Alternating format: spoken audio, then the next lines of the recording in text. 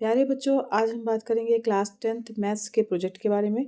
तो यहाँ पर ये प्रोजेक्ट का उद्देश्य जो है वो वृत्त के केंद्र से जीवा पर डाला गया लंब जीवा को समद्विभाजित करता है, उसका क्रियात्मक निरूपण करना है। तो यहाँ पर इसके लिए पूर्वापेक्षित ज्ञान की भी आवश्यकता है कि चूंकि जीवा की बात हो रही है और वृत्त की बात हो रही, तो आपको पता होना चाहिए वृत्त क्या है, केंद्र क्या है वृत्त का, और जीवा क्या है। तो जीवा बच्चों वृत्त के किन्हीं भी दो बिंदुओं को मिलाने वाला रेखाखंड जो है वो वृत्त की जीवा कहलाती है। ठीक है, तो अब यहाँ पर इसके लिए हमें सत्यापन कर सकते हैं।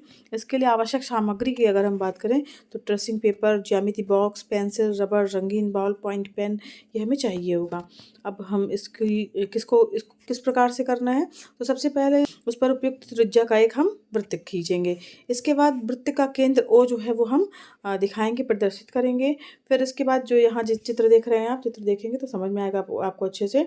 फिर उसके बाद एक कोई भी जीवा खींच लेते हैं, तो किन्हीं भी दो बिंदुओं को हम मिलाएंगे और उससे जो हमारा रेखाखंड बनेगा उसका हमने नामांकन क्या कर दिया, ए और बी। ठीक है, अब कागज को क्या करेंगे, ओ जो आप उसका सेंटर पॉइंट है, जो केंद्र है, उससे गुजरती हुई एक रेखा के अनुरूप जो है, या उसको इस प्रकार से हम उसको मोड़ेंगे कि जो हमारी जो जीवा है उसका एक भाग दूसरे भाग के ऊपर आ जाए, यानी बराबर बराबर आएगा। एक भाग दूसरे भाग के जब ऊपर आएगा, इस प्रकार से हम मोड़ेंगे।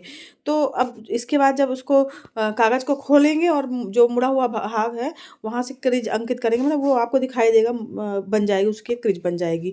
अब यहाँ पर जो जीवा को बिंदु एम पर काटती है, अब यहाँ पर जो आप देखेंगे जो मुड़ा वाला भाग है, तो जो हमारी जीवा है ए बी, उस पर वहाँ पर एक जो है वो लाइन, जो मुड़ी हुई लाइन है, जो क्रिज वाली लाइन है, वो आपको दिखाई देगी जाती हुई। तो उसका जो कटान बिंदु है या ए बी को जो जहाँ पर वो टच कर रही है, उसको हमने क्या नाम दे दिया, एम नाम दे दिया। अब इसके बाद जो है उन दोनों कोणों की अगर हम नाप करें, किस किस कोण की, ओ एम ए। ठीक है, यानी यहाँ पर जो आप देख रहे होंगे एंगल आप देख रहे होंगे कि ये यहाँ पर ये यहाँ पर जो आपका ये एंगल आ रहा है और ये एंगल आ रहा है। तो यहाँ पर जब इस एंगल को आप जब नापेंगे बच्चों, तो आप इसको नापेंगे तो आपको समझ में आएगा चांदी के की सहायता से नापने पे कि इसका मान जो है वो 90 अंश है। इसी तरीके से दूसरी तरफ वाले ओ एम बी को भी नापेंगे तो वो भी आपका कितना आ जाएगा, 90 अंश आ जाएगा। तो यानी दोनों कोण क्या है आपके, 90 अंश। अगर 90 अंश का कोण बना रही है कोई रेखा किसी के ऊपर, तो उसका मतलब हुआ वो उस पर क्या है, लंब रेखा होगी। तो इस प्रकार से जो है हमारा प्रेक्षण से निष्कर्ष निकलेगा कि ओ एम ए बराबर हो जाएगा आपका ओ एम बी, यानी दोनों 90 डिग्री आ जाएंगे। और इसका निष्कर्ष निकल के आ गया कि ओ एम जो है वो ए बी रेखा पर क्या है, लंब है।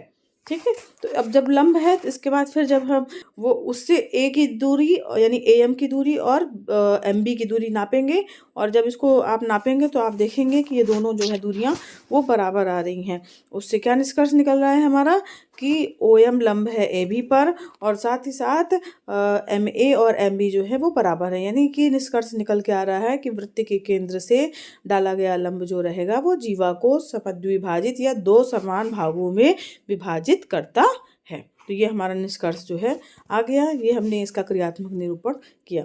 इसे आप बच्चों प्रोजेक्ट के रूप में लिख सकते हैं। ये क्लास 10 मैथ का प्रोजेक्ट है, जो कि आपके विषय के अंतर्गत, प्रोजेक्ट का जो निर्धारित विषय है, जो प्रोजेक्ट है उसी के अंतर्गत ही यह प्रोजेक्ट है।